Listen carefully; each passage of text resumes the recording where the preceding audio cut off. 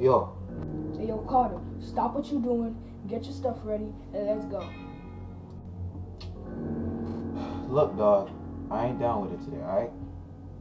What you mean you ain't down with it, man? We've been doing this stuff for years, come on. Look, man, I just gotta understand these books, man. I can't be rolling with you no more. Leaving the streets for books? Like that's gonna take you anywhere in life. It's gonna take me further than y'all. At least I don't have to worry about going to jail. Going to jail gets you some respect, but reading the books gives you a headache. At least reading these books, I can go out and get a job and make more money than you are now.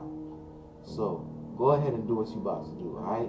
But I ain't down with you no more. I always knew you were a punk. Hello? Hello? I think I would actually care about my little brother, man. Forget him.